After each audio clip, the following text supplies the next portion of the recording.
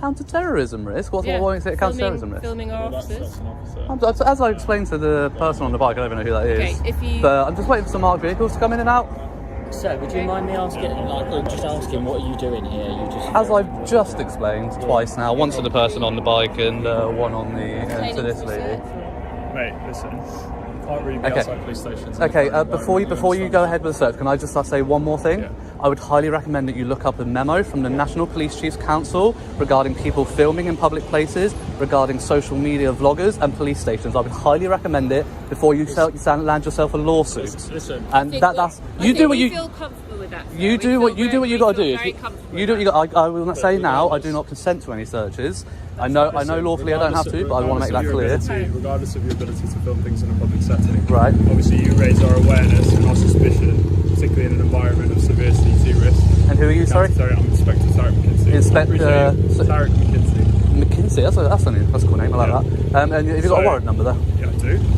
243501. 243501, thank you. And do you have a warrant number? Sorry? Mate, listen. Sorry, Instead of being obstructive. No, I'm not being obstructive. I'm trying to get relevant Can you information. just listen to me for a second, all right? No, I don't have to listen to you, do I? No, you don't. Exactly. Okay, fine. So you've given me a warrant number. Do you have a warrant number, Superintendent, please? We're not going to engage with any further. Listen. Well, you are, because you're saying that you're going to search me, so you would have to give your information at that point anyway, wouldn't you? Can you grab one of the uniform lot? Yeah. And you're Charlie Wynn, so you're a constable, thank you. But, am I being detained at this moment? Am I currently detained? Yeah, uniforms.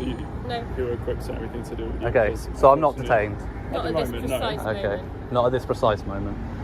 Well, again, as I said, you've got smartphones. I would highly recommend you look up this memo. Okay, this memo is a key piece of evidence in court on these lawsuits. I'm not disputing the fact that you're not allowed to film in the Absolutely. public setting, but the fact that you're here and filming police vehicles. No, but the memo clearly states that Today's video is courtesy of Power to the Proletariat. You'll find their link down below, so go show them some support and check out the full clip. Outside Mitcham Police Station, an ordinary filming encounter quickly turns into a much larger test of authority and judgment. A chief superintendent and an inspector arrive and move straight toward demanding a search. Instead of first establishing clear grounds, the focus shifts immediately to control and compliance. The presence of a camera appears to drive the tension, as though recording itself is being treated as the problem. Rather than carefully explaining legal powers, the interaction takes on the tone of a command response. There is also a noticeable reluctance to personally own the decision being pushed forward. Attention turns toward junior officers being expected to carry out the practical enforcement.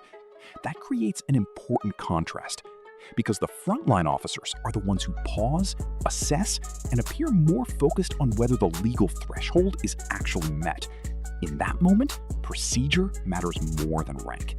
The result is a clear reminder that authority alone does not replace lawful justification. grade. Maybe one guy. Yeah, no, I'm looking to upgrade. I'm on a 125 at the moment. Yeah. By the way, you just blocked somebody coming in. Just be careful of where you park your bike. He was literally trying to come in.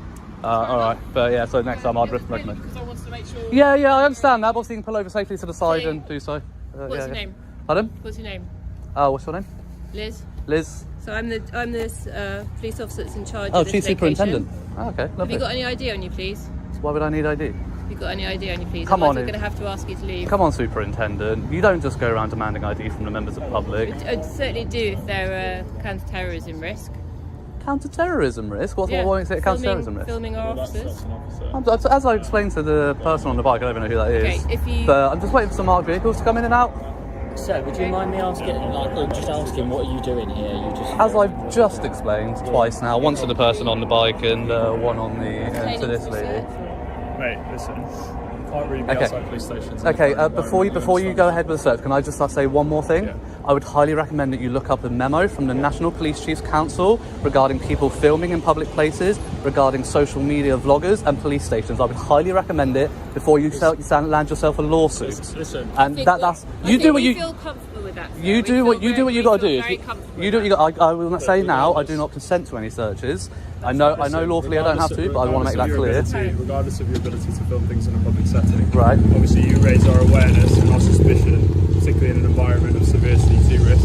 And who are you, sorry? I'm Inspector Tarek McKinsey. Inspector Tarek McKinsey. Agency, that's a cool name, I like that. And have you got a warrant number there? Yeah, I do. 243581. 243501, thank you. And do you have a warrant number? Sorry? Mate, listen. Sorry, Instead of being obstructive. you were going to... No, I'm not being obstructive. I'm trying to get relevant Can you information. just listen to me for a second, all right? No, I don't have to listen to you, do I? You don't. Exactly. Okay, fine. So you've given me a warrant number. Do you have a warrant number, Superintendent, please? We're not going to engage with any further. Listen, can Well, you just... The moment the chief superintendent demands identification and introduces counter-terror concerns, the tone changes immediately. What could have remained a simple conversation moves toward formal authority without clear grounds being explained. The issue being raised is filming marked police vehicles, objects already visible to anyone passing in public. That alone does not automatically create a terrorism-related suspicion. It requires more than visibility and assumption. When serious powers are referenced, the legal threshold must be clear and specific. The auditor responds by referring to established policing guidance, including guidance that public photography of police buildings and vehicles is not, by itself, prohibited. This guidance exists precisely to avoid unnecessary escalation and to prevent lawful filming from being treated as suspicious by default. Its purpose is to ensure officers distinguish between public observation and genuine security concerns. When that guidance is overlooked, the result is often unnecessary confrontation rather than lawful enforcement. Well, you are, because you're saying that you're going to search me, so you would have to give your information at that point anyway, wouldn't you? Can you grab one of the uniform logo? Yeah. And you're Charlie Wynn, so you're a constable, thank you. But, am I being detained at this moment? Am I currently Well, detained? you get a uniform, so No. you're equipped and everything to do with Okay, so I'm not detained. Not at this precise Okay, moment. not at this precise moment. Well, again, as I said, you've got smartphones. I would highly recommend you look up this memo, okay? This memo is a key piece of evidence in court on these lawsuits. I'm not disputing the fact that you're not allowed to film in a Absolutely. public setting, but the fact that you're here and filming police No, vehicles... but the memo clearly states that filming outside a police station is not enough grounds for a Section 43 search, okay? And that is the key point of evidence that will win me this lawsuit. You're not just filming outside a police station, you're filming... You've told a colleague you're filming vehicles, that's capturing the Marked data vehicles, and things like that. marked vehicles. Irrelevant. No, we pay for them. Members of the public, as through our taxes, we pay for them. That's fine. They're You're not allowed to secret do it, but information. we can also search They're not you secret. to look into that. No. You have to have grounds to search me. Yeah, I do. No. You have to have Filming objection. people So coming in you and out. suspect me being a terrorist? You're also filming people who Okay. police officers coming out who are not in marked, who are not wearing uniform. No. That you're making an assumption. You're making an assumption there.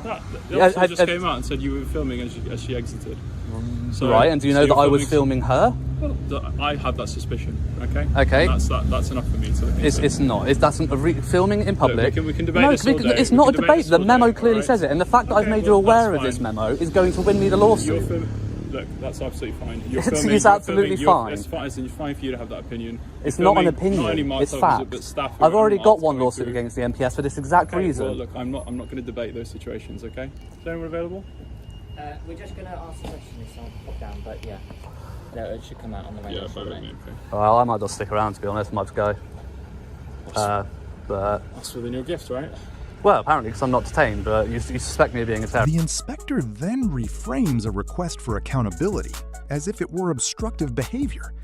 But asking an officer to explain their actions or identify the legal basis for them is not obstruction. It is part of ensuring that public powers are being used transparently and lawfully. Reference to PACE Code A reflects that principle. It sets standards for fairness, clarity, and accountability during stops. When a person asks for identification or justification, they are engaging with that process, not disrupting it. The situation becomes more notable when the chief superintendent steps back from the exchange after initiating the confrontation. Once formal powers and serious concerns are raised, transparency becomes even more important. That includes clear identification and responsibility for decisions made. The continued focus on filming marked patrol vehicles, which are already visible in public spaces, also raises questions about proportionality, because visibility alone does not automatically create suspicion.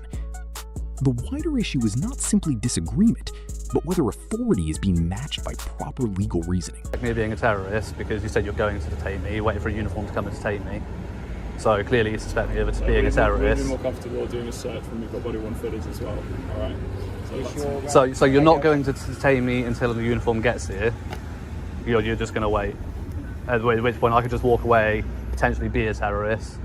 As you're saying you suspect. It's a developing situation. It's not, because if you genuinely suspected me of being a terrorist, you would be physically detaining me, wouldn't you? You're being provocative, in my opinion, and I think you're doing that on purpose. No, I'm trying to reason with you, Inspector. You're not being reasonable because you're interrupting me non-stop. I'm trying to talk, you keep cutting You interrupt me as well. No, I've let you speak. You've said you've made your piece. I've explained what we're looking to do.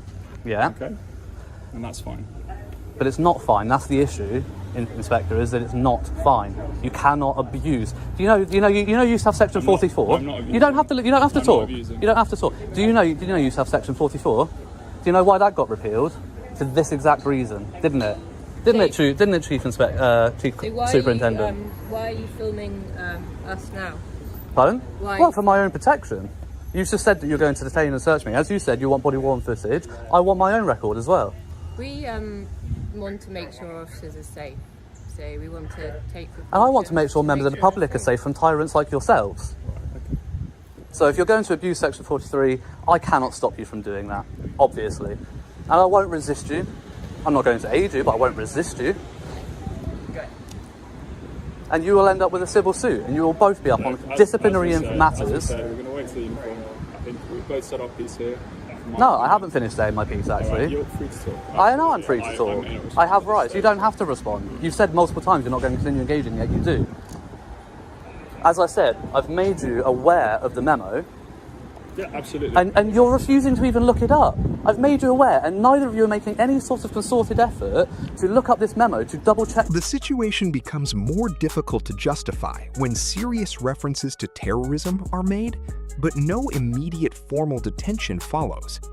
If officers genuinely believe someone presents an urgent national security risk, the expectation would normally be clear and decisive action based on the powers they are relying upon.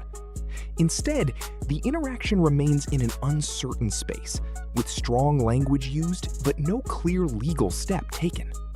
This creates a kind of legal limbo, where suspicion is implied without formal process being completed. The person is expected to remain in place while uniformed officers are awaited, yet the exact status of the encounter is not clearly defined as detention or voluntary engagement. That lack of clarity matters, because powers involving terrorism concerns carry serious consequences and require clear procedural handling. When enforcement is delayed but pressure remains, it raises questions about whether the concern is truly evidential or whether the language is being used more as leverage than as a lawful conclusion. To double-check the facts before you get a uniformed officer down here to detain me and search me and abuse my human rights.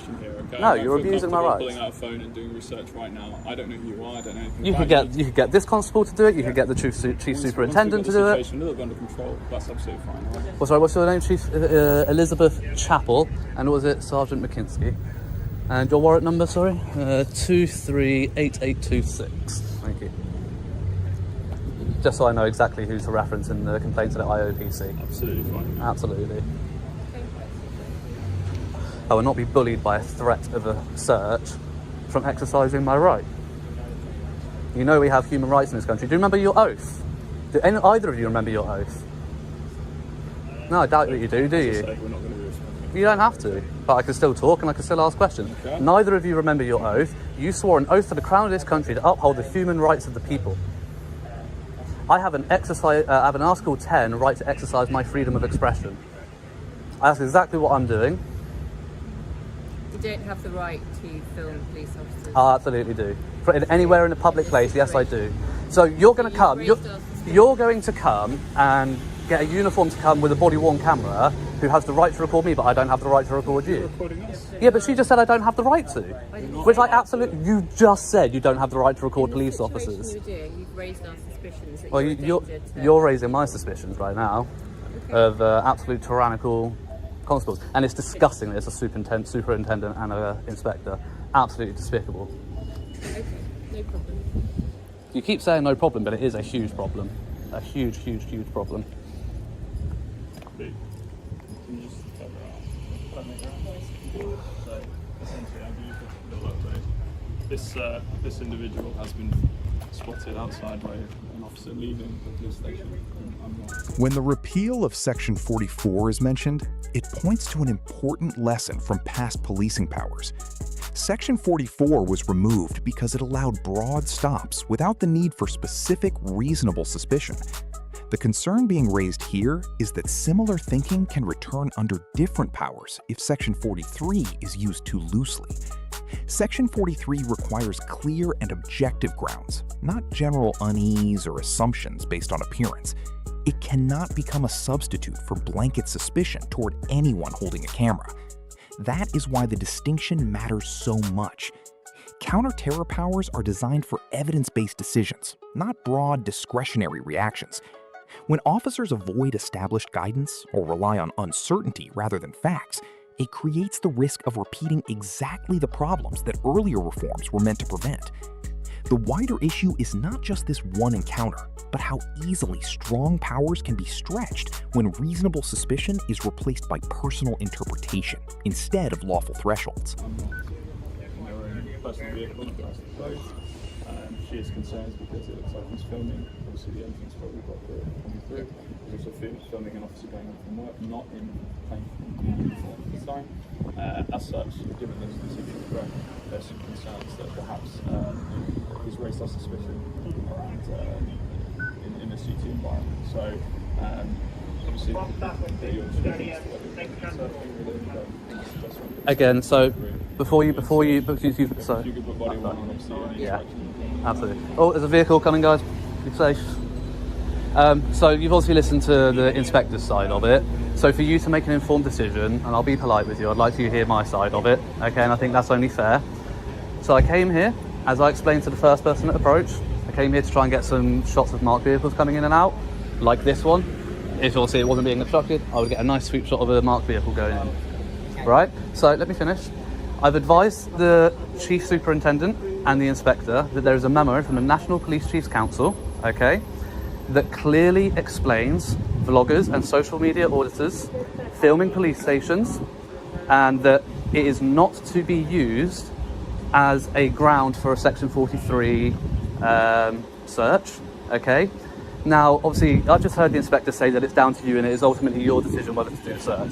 As such, if you detain me and search me, you will be the one that is liable, because you'll be the one detaining and searching. You would be the one that is liable under the IOPC complaint procedures for disciplinary and dismissal, okay? So I would advise that, yes, your superiors are suggesting that you do something, but I would suggest that you have some common sense, at least look up this memo before you take any further action. I'm not going to go anywhere, but I would suggest that you look up this memo before you put yourself in a bad situation because a chief superintendent and an inspector is asking you to.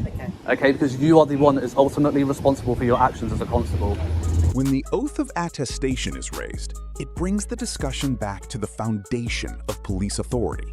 That oath reflects a duty to act with fairness, integrity, and respect for fundamental rights.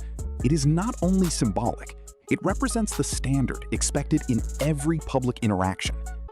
When questions arise around the right to film police in public, clarity matters because that right is well established.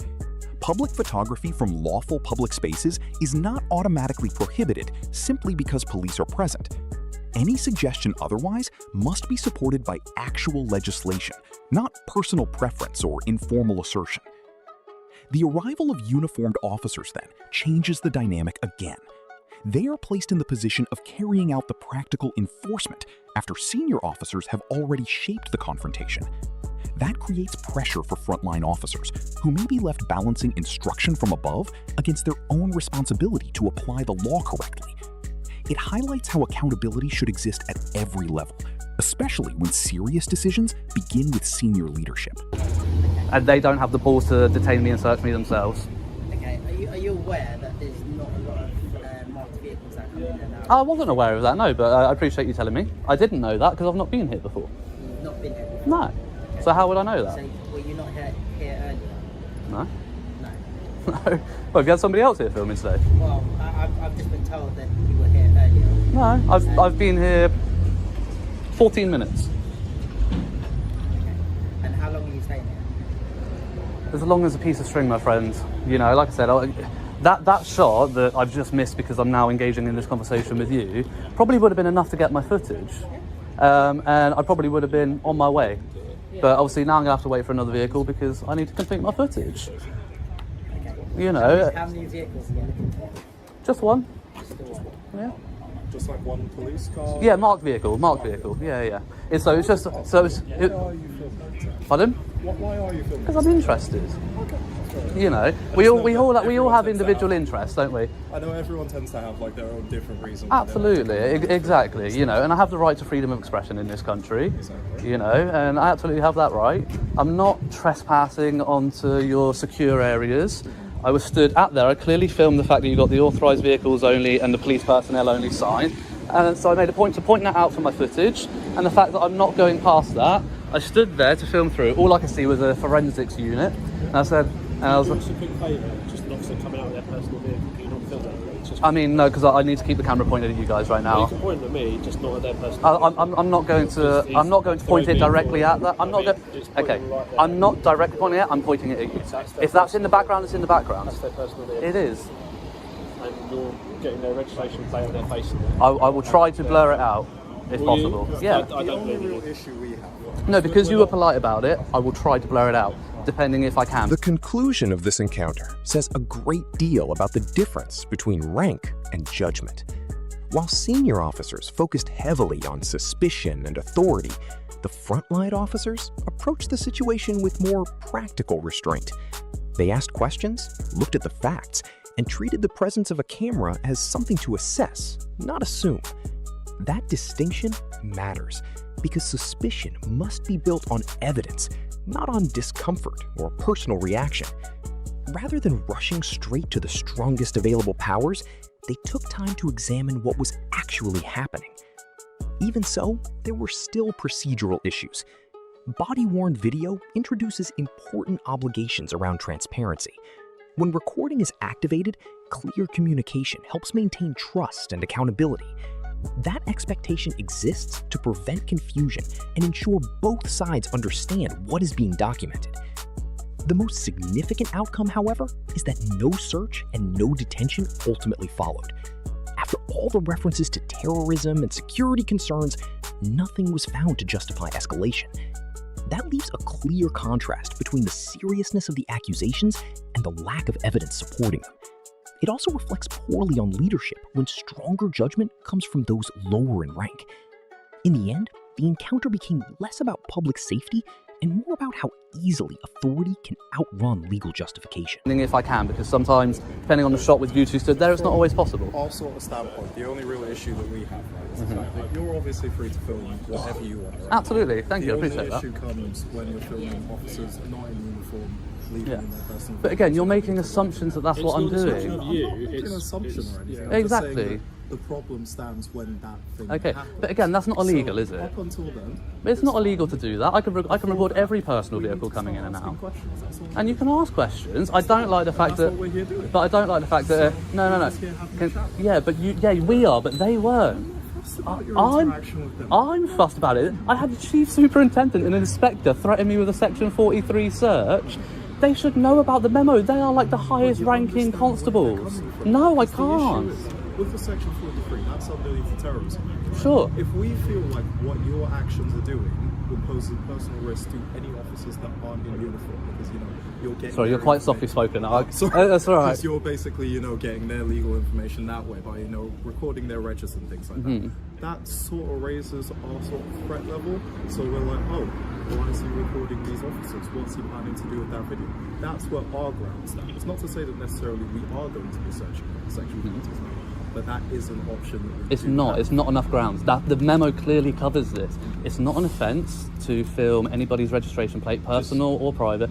I'm having a conversation with the constable. You can bugger off. No, I'm done with you. You didn't want to talk to me. Now I don't want to talk to you. No, not to him. To you, I will be. Because and I'll continue with it.